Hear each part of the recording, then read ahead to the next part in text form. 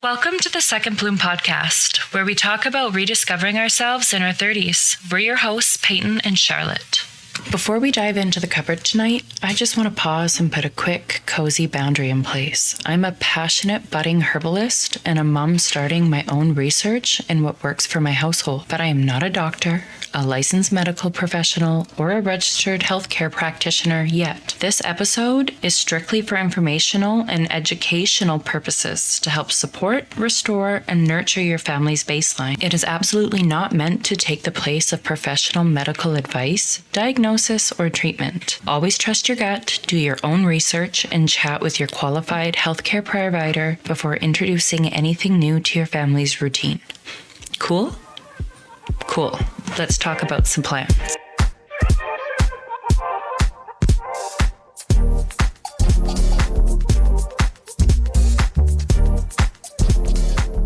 Hey friends, welcome back to the show. If you're listening to this right now and your brain feels a little foggy, your coffee has already gone cold on the counter, and you're trying to mentally balance a million different tasks at once, I just want you to stop, take a slow, deep breath, and drop your shoulders. You are exactly where you need to be, and you are not alone. Today, it's just you and me. We are doing a cozy solo episode because I want to have a real honest kitchen table chat about something that has completely shifted how I look at taking care of my family, managing my household, and keeping myself anchored. We are talking about building a home apothecary cupboard, but before I dive into my top absolute staple herbs and remedies that I think every mom should keep on hand, I want to talk about why we do this. You know, I've been reflecting a lot lately on the world we live in. We are almost trained from day one to look outside ourselves for every single answer. We spend years buying back the very things our ancestors knew how to access and use for free. Think about it. So many modern synthetic over-the-counter bottles or target treatments are just trying to isolate or replicate natural compounds found in things that grow right outside of your doors. Aspirin originally came from willow bark.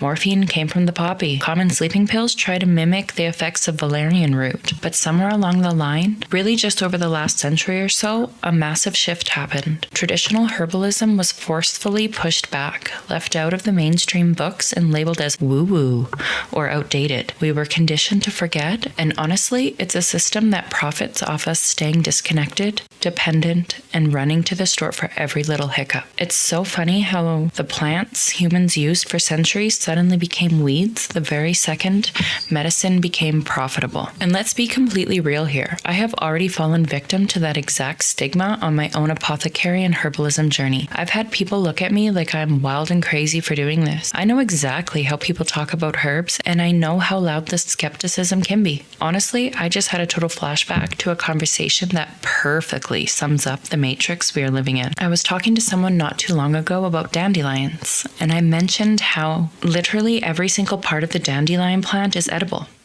Every part of it. Roots, leaves, petals, and this person looked right at me with the expression of pure disgust and told me that they weren't that kind of weird, like it was completely beneath them to eat a quote-unquote weed. They looked at me like I was some kind of absolute freak of nature for just sharing the fact that this little plant has deep nutrition for your body. Think about how backwards that is. It's only within the last century or so that it was even labeled a weed. For thousands of years before that, it was prized across the globe as an absolute staple for food and medicine. But we have been so deeply conditioned to see it as a nuisance. We are conditioned to think we are crazy for eating a plant that grows naturally out of the soil, a plant packed with different properties designed to support our anatomy and the literal meat suit that you live in. But we're considered normal if we run to the store to buy synthetic, brightly colored dyes and pills. It's wild. It's absolutely wild to me. And I'm just going to pause here and say, I'm not shaming moms that go and do that.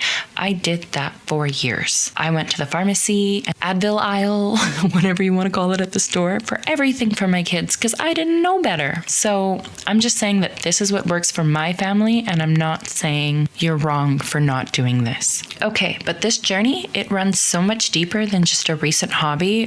Herbalism has become something so incredibly near and dear to my heart. But the truth is, I have been drawn to the plants since I was a child. Even back then, I felt this quiet, instinctive pull towards the earth, towards the old way of doing things. But back then, I was too scared to step into it. I didn't really have a backbone yet. I was so timid and so deeply impressionable. And I let the opinions of the world and the people around me, the fear of being seen as weird, keep me small.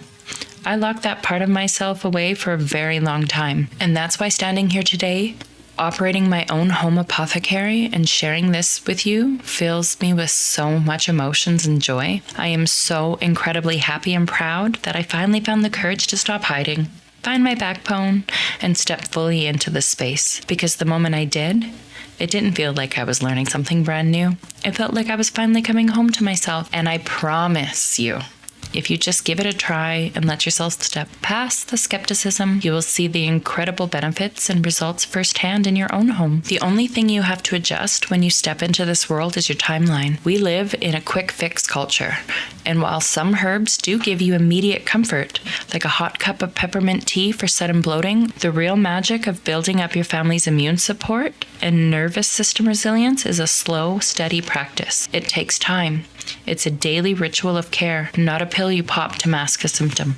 But that knowledge never actually left us. It lives in your bones. It wasn't lost. It was just buried under a lot of modern noise. And if you're like me, you've probably felt the absence of it your whole life. That little tug telling you there has to be more intentional ways to support your household. And you don't need to look far to find it. Somewhere along the way, modern commercial wellness convinced us that we need rare, exotic, super expensive plants imported from across the world to find balance. But that is a complete myth. You do not need rare, exotic herbs to nourish your body. Look at the ditches and the alleyways, the cracks in the pavement. The earth provides exactly what you need right where you are. Dandelion, nettle, yarrow, calendula. Things we've been taught to spray or pull up as weeds in our own local ditches and backyards are actually nature's offering us free, grounding, deeply potential support right under our feet. Building a home apothecary cupboard isn't about being a perfect, flawless homesteader like you see on Instagram. It is us mothers saying, I am reclaiming this wisdom. I am choosing to support, restore, and nurture my family and my own nervous system from the ground up. But before I give you a physical list, I want to share a core philosophy that completely changed how I approached herbalism. It's more valuable to deeply know a few herbs than to vaguely know 100. Stop trying to memorize random herbs. Start building relationships with a few herbs deeply. This is why herbalism gets so interesting. One single herb can become a tea, a fumigation, food medicine, dream work, a tincture, or a comforting pillow. When you choose to go deep with a single plant, it unfolds in a dozen different directions. To help us map out our cupboard, we look to a specific class of herbs called Nervines. These are my absolute favorite herbs. These are plants that interact directly with our nervous system, and they are generally categorized by how they behave. Whether they relax acute tension, stimulate a sluggish system, or deeply restore a fried baseline. I am not anti-pharmaceutical. Modern medicine has a beautiful, necessary place, and there is zero shame in utilizing it. This isn't about throwing away your medicine cabinet. It's about adding a layer of gentle, intentional support to your cupboard. So with that depth in mind, grab your tea or your reheated coffee and let's talk about the powerhouse staples you want in your cupboard right now.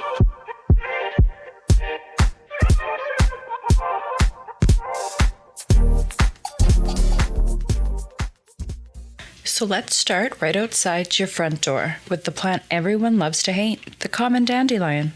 We spend so much energy trying to spray it, pull it out of our lawns, but honestly, shifting our focus away from the bitter roots and looking at those bright yellow blossoms opens up a whole new world of gentle care. The flowers are absolutely packed with antioxidants and vitamins that gently boost your family's immune baseline. And here's my favorite practical mom hack, the Sunny Immune Tea. You just pull the bright yellow petals right away from the bitter green base and steep them in hot water. It creates this gorgeous, naturally sweet yellow tea with a mild honey-like flavor that kids actually love to drink. It's the perfect comforting cup to pour when you want to support their system without any fuss. Just a quick safety check though, it is a mild natural diuretic, so maybe don't pour a giant mug of it right before bed unless you love midnight bathroom runs with your little ones. Up next, let's talk about our absolute best friend for acute tension, racing thoughts, and winding down after a chaotic day, the Nervine relaxants. First, we have chamomile. It's a gentle classic for easing both physical stress and somatic tension, like that fluttery nervous stomach that kids get, but don't just drink it. Brew an incredibly strong batch, let it cool down, and pour it right into your child's evening bath. It absorbs beautifully through the skin to completely calm down a hyper overstimulated toddler right before bed. Then there's lemon balm, Melissa officinalis. Now, I know there are some podcasters and internet herbalists talking major smack about lemon balm lately, but let's look at the actual receipts. This is a premier gentle mint family plant that is simultaneously calming, uplifting, and highly antiviral. It acts as a gentle tonic to the nervous system, easing panic and mild depression without leaving you completely drowsy. It's also a powerful carminative, which is just a fancy herbal word. It relieves gas, bloating, and tense cramping digestion, especially when your tummy issues are directly triggered by physical stress. Plus, it contains high amounts of a chemical that actively inhibits viruses, making it a premier topical treatment for cold sores. For a mum hack, I love making a cold brew reset. Just steep a couple of tablespoons of dried lemon balm in cold water in the fridge overnight for a bright, citrusy afternoon emotional lift, or muddle the fresh leaves right into your ice water. You can also keep a concentrate tincture on hand for rapid anxiety relief, or infuse it into a topical salve or lip balm to soothe itchy bug bites and clear up cold sores. Safety-wise, it's incredibly mild and safe for all ages. Just keep in mind that chamomile is in the aster family, so do a quick check if anyone has severe ragweed allergies. And with lemon balm, if you have an underactive thyroid, just keep it to a gentle beverage pace rather than a massive concentrated dose over a long period. And of course, we can't forget lavender, nature's ultimate aromatic reset button. Instead of just diffusing the essential oil at bedtime, try making a bath tea. Toss actual dried lavender buds into a cloth muslin bag with some Epsom salts to completely melt away the evening irritability when it hits the house. Just make sure that you're using 100% pure plant oil, not synthetic fragrance oil, which can irritate sensitive little lungs and skin. Now we're at calendula, which is officially my first herbal love. Most people look at these golden petals, label it a basic skin herb, and stop right there. But when you go deep with it, it can support your household in so many ways. If you want to know what it actually looks like to intimately know one herb instead of vaguely knowing 100, calendula is that herb for me. This plant holds such a special place in my heart because I didn't just read about it in a textbook. I brought it into my kitchen to support my own family. My daughter has struggled so deeply with eczema, and watching her skin flare up and cause her discomfort was honestly heartbreaking. Turning to calendula changed everything for us. I started using it to support and soothe her eczema, and seeing that gentle golden blossom bring real nurturing relief to her skin was the exact moment I realized just how powerful this path could be. If you're dealing with dry, angry skin or eczema flares, try a skin support bath pouch. Mix equal parts dried calendula, chamomile, and rolled oats into a cloth muslin bag, toss it into the warm water, and let them soak. It creates this incredibly milky, soothing bath that takes the irritation right out of the skin. You can also use a cooled tea as a soothing gargle for sore throat. Pour it over the scalp after shampooing to calm hair follicle irritation, or put the liquid into a spray bottle as a quick first aid wound mist for minor everyday scrapes. You can even freeze the tea into beautiful ice cubes to rub over sunburns. Because it's part of the marigold family, just do a quick skin patch test first to see if there's any allergies, especially if there's an allergy to daisy or ragweed. Up next is holy basil, or tulsi, which I like to call the mum in the trenches reset. Let's clear the air here because some internet herbalists have also been talking poorly about this herb as well, claiming it's just an overhyped trend. It's not. It is a deeply revered ancient plant traditionally known as the incomparable one, as a premier aptogen and foundational nervine, helping your entire body respond to physical and emotional stress while actively restoring balance, energy, and mental clarity. Holy basil actively balances your cortisol levels, which mitigates the heavy toll that chronic stress and exhaustion takes on your adrenal glands and immune system. It also protects your cells from oxidative damage, supports liver function, and clears upper respiratory congestion. And here's the real kicker. If you look up stress herbs online, you will see a million ads for ashwagandha, but ashwagandha is a slow-building, long-game adaptogen. If you need an immediate emotional rescue when the kids are screaming, your sensory cup is overflowing, and you are fighting off brain fog and restlessness, you reach for holy basil. It instantly soothes stress-induced stomach spasms and gas while calming an overactive nervous system. The most beloved way to use it is an aromatic tea. Just steep the fresh or dried leaves for about 10 to 15 minutes to fully extract those rich essential oils. I'd like to point out that you should probably put a saucer on top of your cup if you're doing a teacup, just so that you can trap all those volatile oils inside your mug. It has an absolutely delicious, comforting flavor with a distinct note of mint, clove, and pepper.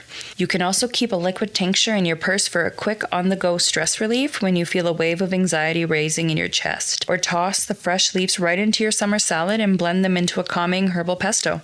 For safety, because it can actively lower blood sugar and alter blood pressure, definitely consult with your doctor or a clinical herbalist first if you have diabetes or are taking blood thinners, or if you're pregnant. Then we have elderberry, the absolute monarch of defensive winter wellness. These berries are intensely packed with antioxidants that support your family's immune defense, helping the body mount a quick response when bugs are going around. My go-to hack is keeping dried elderberries stocked in the cupboard to brew a deeply purple, comforting immune tea the second anyone sniffles. You can also turn this infusion into a delicious homemade syrup by stirring in some raw honey once it cools down to warm. But there's a massive safety warning for my home herbalists.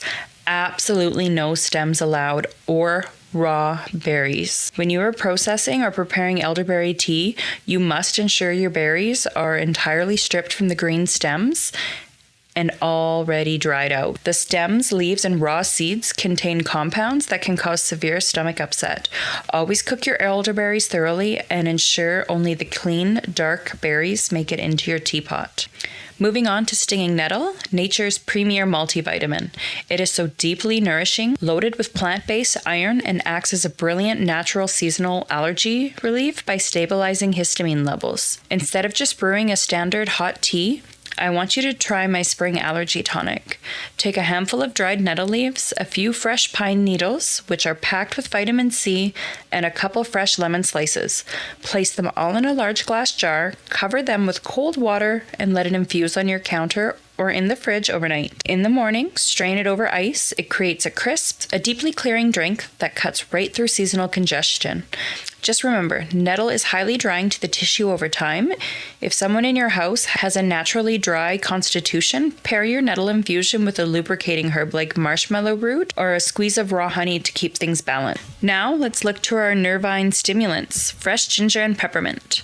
These are your bright, cooling, and warming stimulants. They are best for moving through heavy mental clouds or instantly refreshing a tired mind. Fresh ginger is a warming, intense circulation booster and the absolute gold standard for nausea or car sickness. My ultimate mom hack is keeping fresh ginger root in the freezer. When someone has a sudden upset stomach or an internal chill, you just grate it frozen straight into boiling water for an instant potent rinse. Peppermint is a cooling stimulant that instantly clears the senses and opens up respiratory pathways. A hot cup of peppermint tea is your absolute best friend for sudden bloating, gas, or tension headaches after a long day of being a mom. For safety, avoid using pure peppermint essential oils directly on or near the faces of babies and toddlers, as the intense menthol can be too overwhelming for their delicate respiratory system. Another thing with peppermint is if you are a nursing mama, if you drink too much peppermint tea, it can drop your milk supply, so keep that in mind. Also, for ginger, if you're pregnant, just keep it to a standard culinary amount and gentle teas. Up next is an absolute staple, which is raw honey. It is packed with active live enzymes, rich antimicrobial properties, and localized immunities. But it must be raw, local honey to get the true benefit, because it contains the exact local pollen that helps your family's bodies adapt to your specific geographic environment. It beautifully coats scratchy throats and calms a nagging nighttime cough. And here's a massive mom hack for seasonal scratchy throats: fermented pineapple cough syrup. Take the core of a fresh pineapple, which is packed with an enzyme called bromelain that helps soothe irritation. Chop it up, put it in a jar, and submerge it completely in raw honey. Let it sit and ferment right on your counter for a couple of days. It turns into an incredibly thin, super potent syrup that the kids will actually love. Use it in place of cough syrup. Just 2 huge safety notes here. Never give honey to babies under 1 year old due to the risk of infant botulism. Also, let your herbal teas cool down to a warm, drinkable temperature before you stir in honey, because extreme heat will kill off those delicate live enzymes. Now let's talk about a herb that is probably sitting in your kitchen cabinet right this second. Completely underestimated.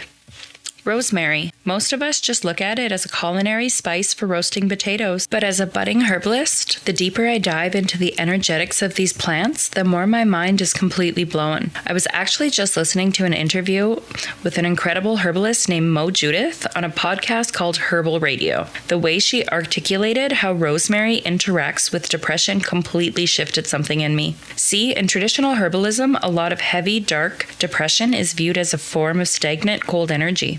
It's that feeling where your brain is physically trapped in the thick, heavy cloud, your executive function is shot, and your thoughts just feel stuck. What rosemary does is physical magic. It's a warming, pungent stimulant that expands those tiny blood vessels and forcefully drives blood right to your cerebral cortex. It physically floods the processing centers of your brain with oxygen and fresh circulation, cutting straight through the mental clouding and word-finding difficulties. But my favorite part of how she described it is the vibe of the plant. Rosemary doesn't shock your nervous system like a cheap energy drink or an over-the-counter stimulant. Instead, because it is an ancient plant of longevity and remembrance, its presence feels like a gentle, warm hand on your shoulder from an aged grandmother. It's this incredibly steady, wise, grounding energy that says, let's lift these clouds together. It anchors you while it clears you. To get those exact incredible effects, to break up the stagnant mental weight and invite that wise elder energy into your day, I want you to step away from the chaos, take a breath, and brew it as a hot, steeping tea. Just take a tablespoon of dried rosemary, pour boiling water over it, and make sure you cover the mug so those powerful, volatile oils don't escape in the steam. Let it steep for about 10 to 15 minutes. When you drink it, don't just gulp it down. Hold the warm mug, breathe in that clearing aroma, and let the blood flow return to your head. It is a literal and spiritual reset button for a tired mama's brain. And finally, we have the absolute champions for long-term base time resilience: milky oat and oat straw. When you are deeply burnt out, your nervous system feels entirely shot, and you feel physically and mentally depleted, these are your builders. They come from the exact same plant, but they work on slightly different levels. First, you have milky oat, which are harvested from the immature seed pods during a tiny 1-week window when they secrete this milky white substance. This is your immediate comforting hug for an exposed nerve feeling when you are raw, easily startled, and hyper-reactive to noise or stress. It acts as a direct acute balm, and it's best taken as a fresh plant tincture, which requires 0 brewing or cleanup when you have 0 executive function to spare. Then you have oat straw, which is the green, unripened stem and leaf of the plant. This is your long-term nourisher. It's a slow, steady, deeply mineral-rich nutrient infusion that focuses on rebuilding your physical reserves over time. Because it is incredibly rich in essential minerals like calcium, magnesium, and silica, it supports blood flow to the brain, making it a champion for clearing out chronic brain fog and mental clouding. It has a mild, pleasant, grassy, sweet taste, almost like warm hay, that asks absolutely nothing of you. You just enjoy it as a long, steeped, warm mug of nourishing herbal tea. Honestly, standing in the kitchen, blending these oats hits me on a spiritual level.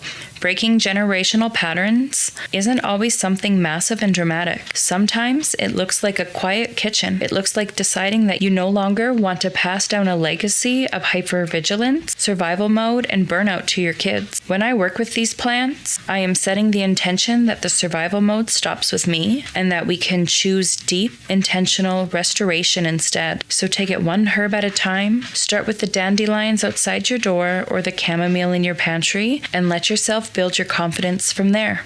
And remember that beautiful flower calendula? It teaches us a lesson that ties so deeply into our lives. We aren't just one thing. If a single golden blossom can be a first aid spray, soothing bath, a scalp rinse, and a comforting tea, what does that say about you?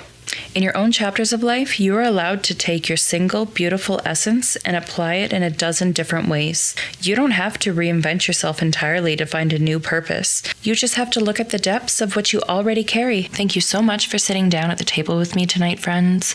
Thank you for sharing your time and space with me. Before you head out, make sure you hit that follow button wherever you listen to our podcast, because you are not going to want to miss our next chat. Now, as you guys know, Charlotte is still away on her grand adventure right now, but we're sending her so much love, and hopefully she'll be behind the mic with us soon. In the meantime, the show must go on, and I am taking you with me on a really deep, raw, solo journey over the next few weeks. Next time, we are stepping into some heavy, necessary territory for a solo episode. I am calling the Creator's Stand. We are going to have a real, evolved, and incredibly honest conversation about sovereign motherhood and the end of the submission myth. We are going to unpack why the massive systematic effort to keep women small is the ultimate proof that submission is not our natural state. I'm diving deep into the shift that happens in your 30s when you stop operating like a scared kid and start realizing you are the actual foundation of your home. And we're not holding back either. We are going to turn the mirror around and look directly at the shadow of the feminine, how unhealed trauma can warp into hyper-independence, and why wearing that heavy armor of "I don't need anybody" is secretly exhausting your nervous system and costing you your literal physical health. In this episode about finding your backbone, breaking ancestral wars, and ensuring that our children never have to unlearn the things that we had the courage to break, make sure your notifications are turned on, because this one is going to shake the room. Until next time, take a deep breath, give yourself some grace, and keep nurturing your grove. Bye, friends. Whatever season you're in, we're glad you're here. If you enjoyed this podcast, please like, subscribe, and share with a friend. Your support really helps us grow the podcast. Thanks, and see you next week. Love you.